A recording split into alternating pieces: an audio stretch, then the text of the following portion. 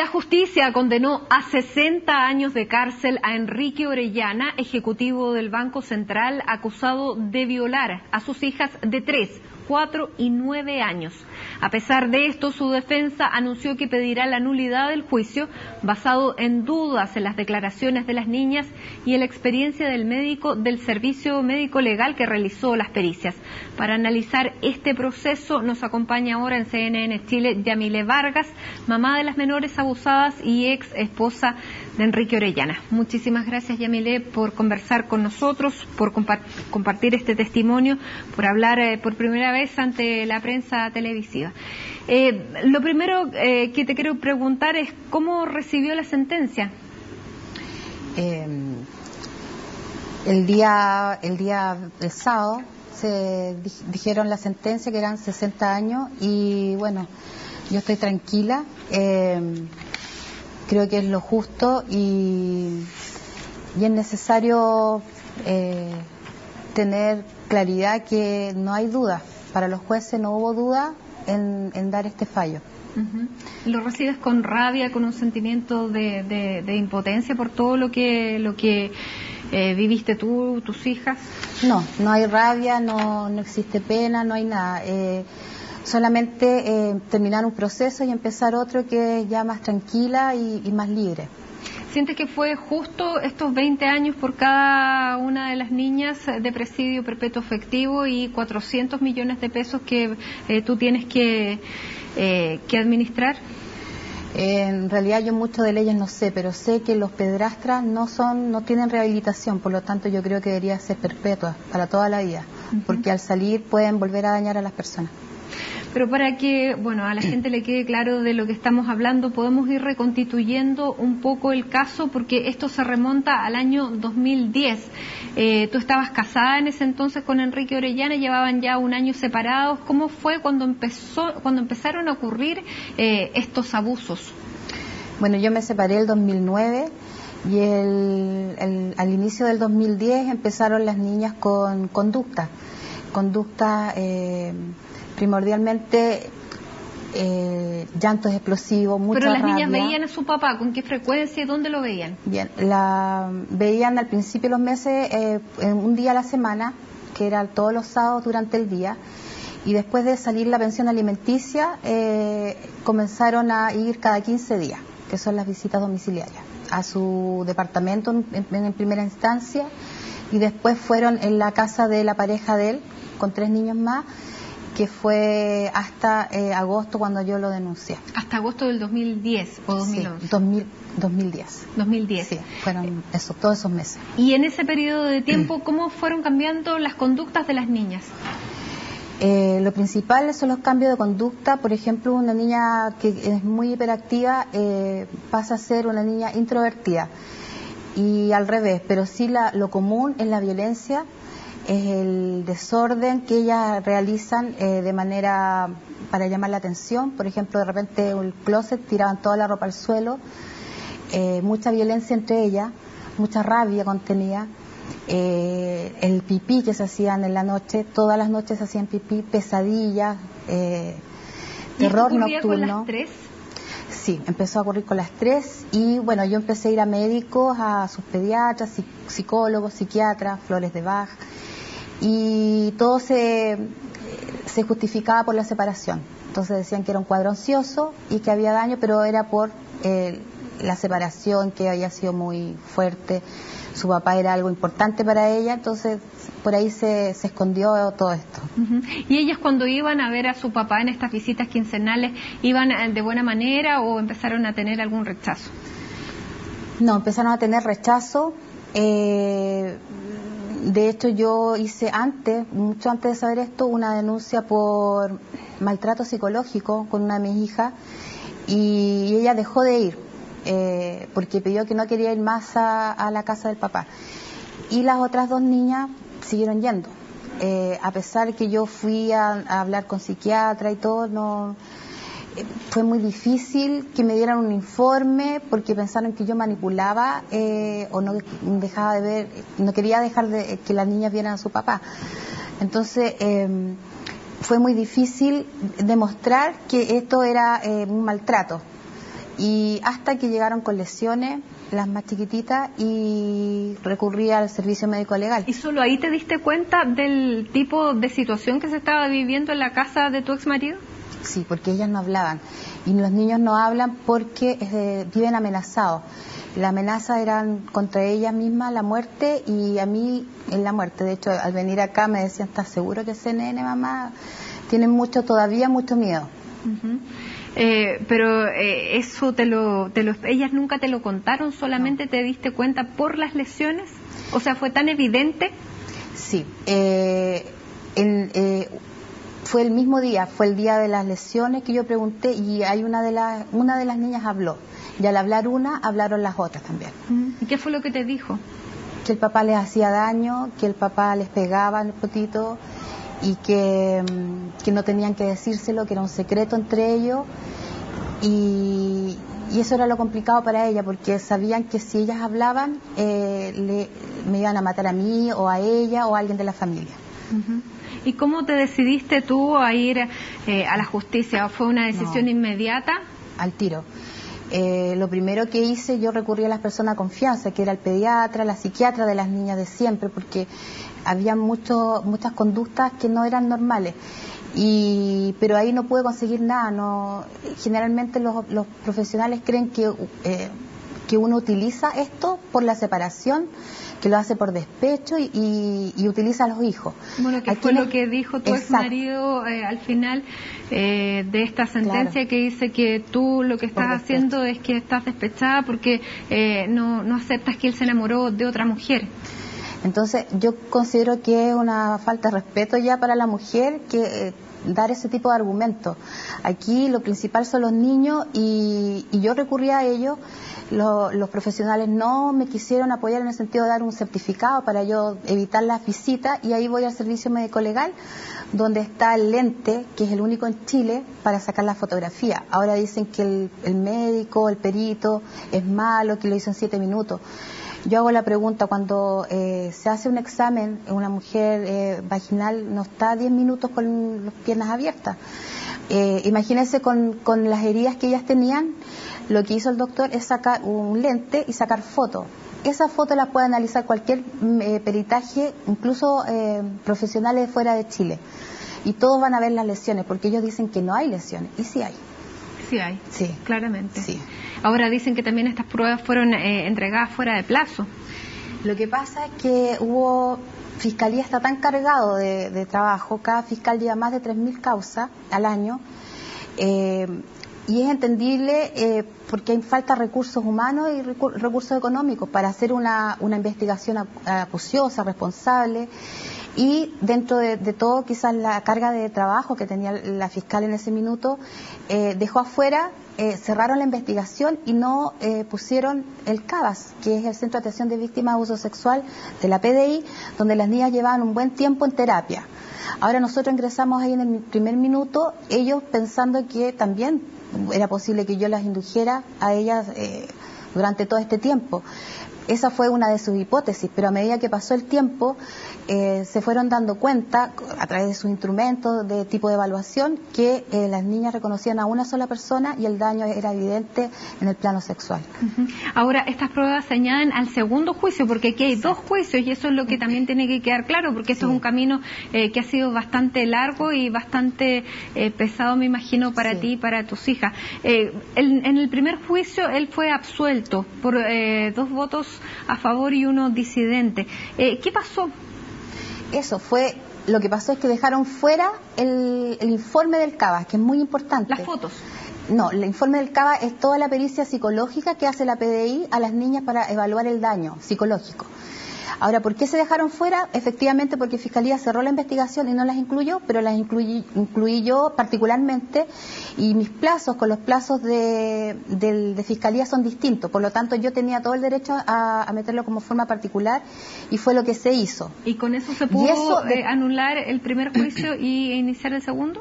Con esa causa, el abogado Fernando Monsalve pidió que el CABAS no había sido considerado. Es como si los jueces se hubieran tapado los oídos, porque ellas declararon, todas las peritos declararon, y es como si no se hubieran considerado todo lo que ellas hablaron. Y y por eso pudimos anular. Ahora, este es un caso que muchas veces la gente no se atreve a denunciar. Tu ex marido tenía un cargo bastante importante en el Banco Central, era gerente del Banco Central, gerente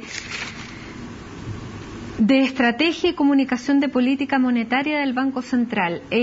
Tú también denunciaste dentro del juicio que hubo presiones corporativas del Banco Central. ¿A qué te referías precisamente con eso? Principalmente al apoyo que le han dado a don Enrique. Yo entiendo que existen muchas amistades, porque él lleva más de 20 años.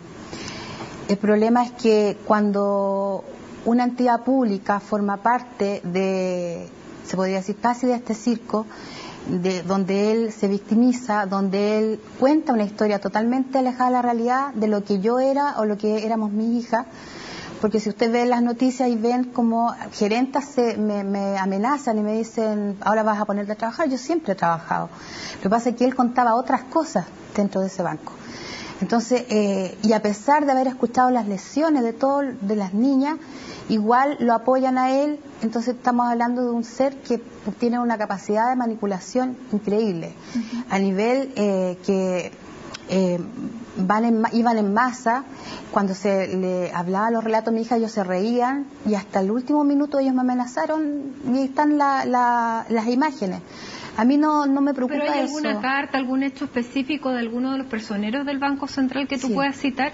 Sí, dentro de cuando él estaba con prisión preventiva, lo dejan libre con prisión nocturna, domiciliaria, y hay una carta que envía de Gregorio al José de Gregorio al juez, sí, diciendo que él necesitaba que Enrique volviera a trabajar porque era su brazo derecho y porque él le hacía los discursos. ¿Y tú tienes copia de esa carta?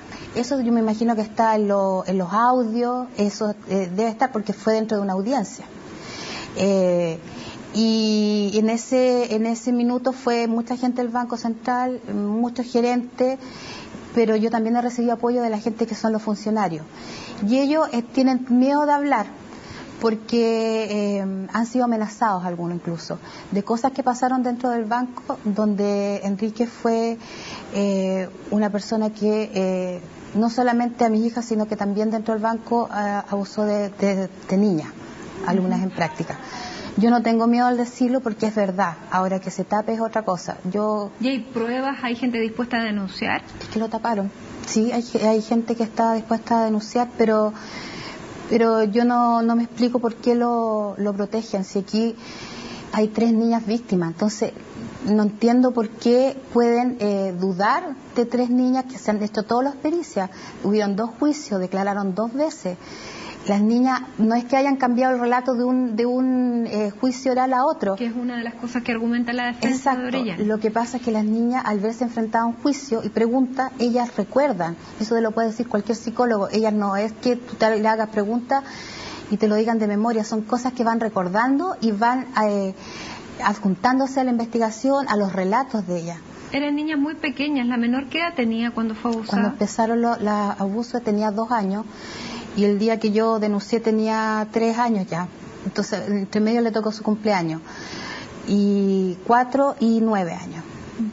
¿Cómo están ellas ahora?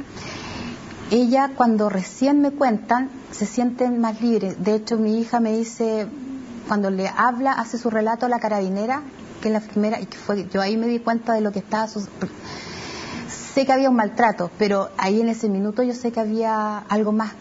Y ella me dice, mamá, me siento libre. Eso es lo que dicen los niños, se sienten, porque es tan grande el peso que tienen que guardar, que ella se sintió libre.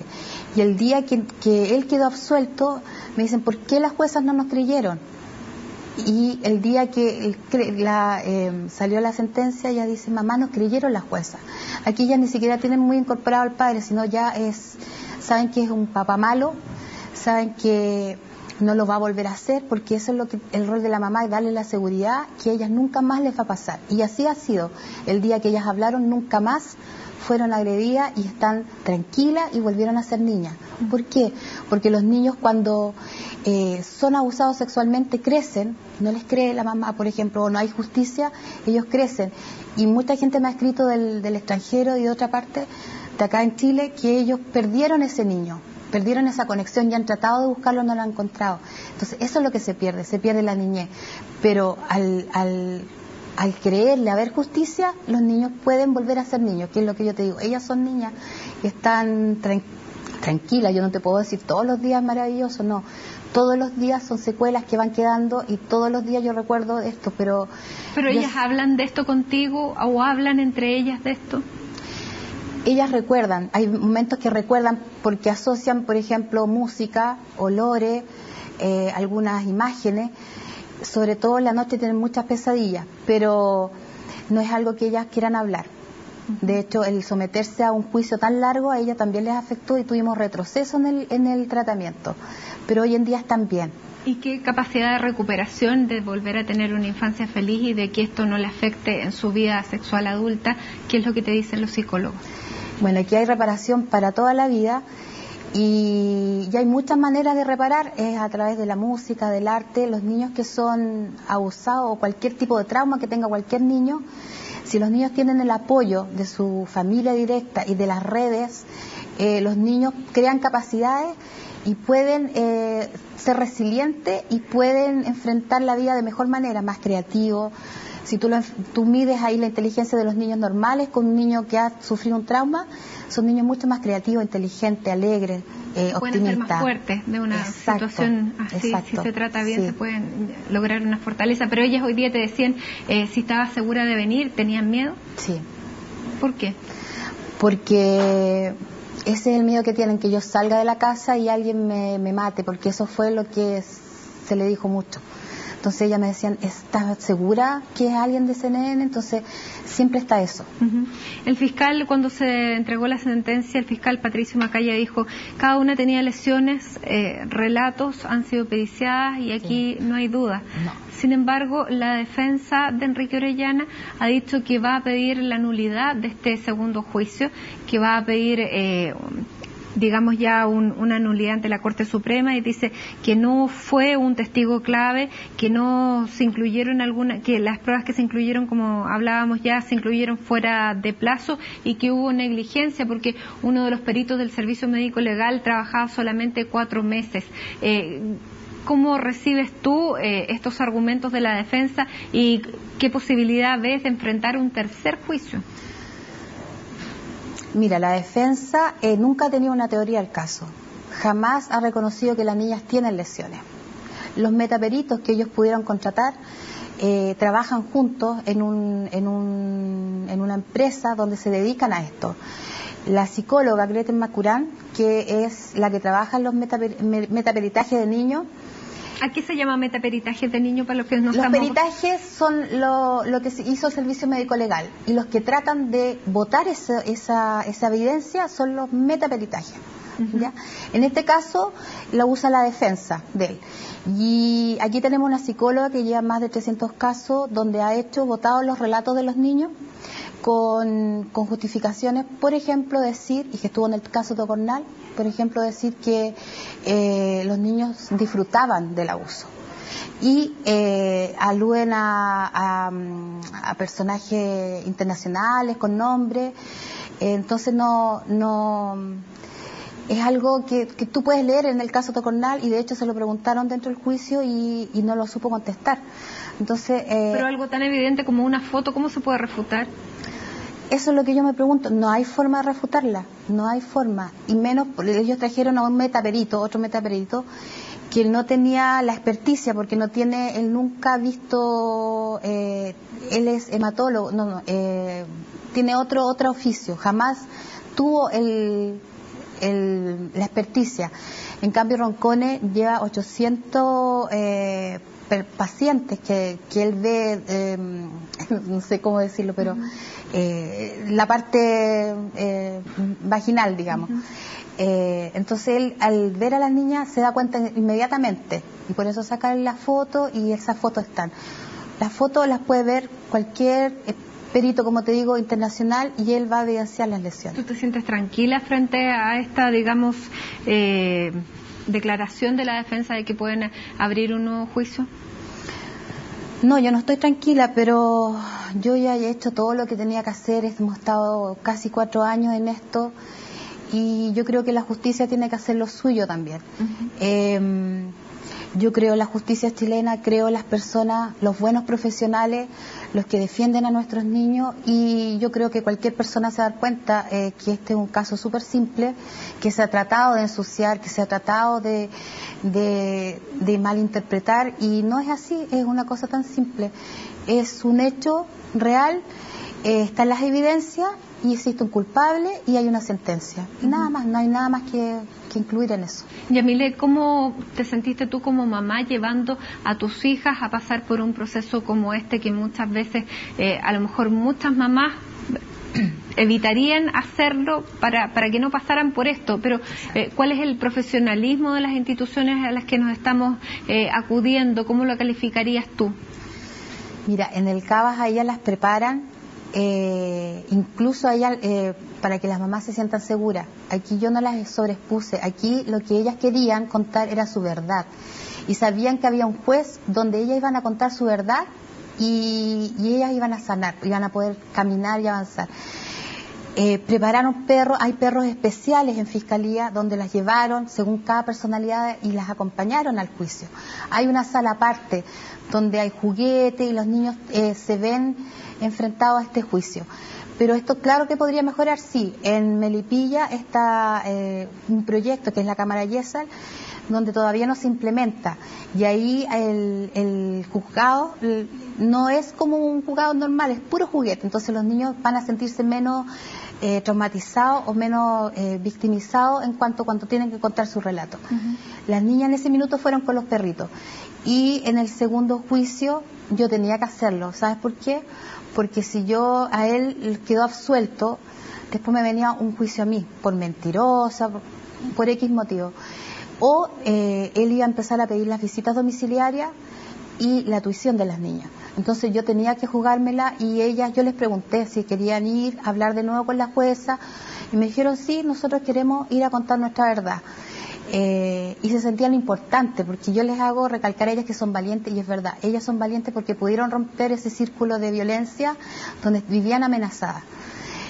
El enfrentar eso, ellas son héroes para mí. Yamile, ¿por qué quisiste dar esta entrevista y contar este caso?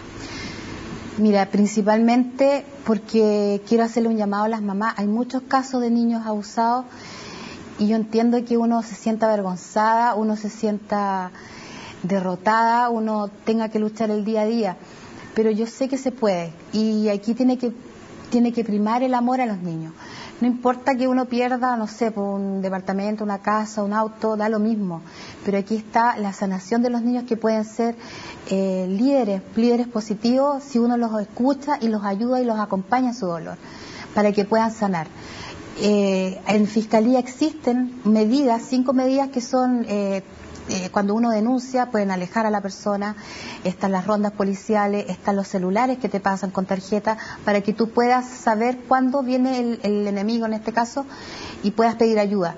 Entonces no es que los testigos queden votados, sino hay un equipo detrás en Fiscalía donde las niñas se sintieron acogidas, muy cercanos a nosotros. ¿Tú en este momento te sientes tranquila?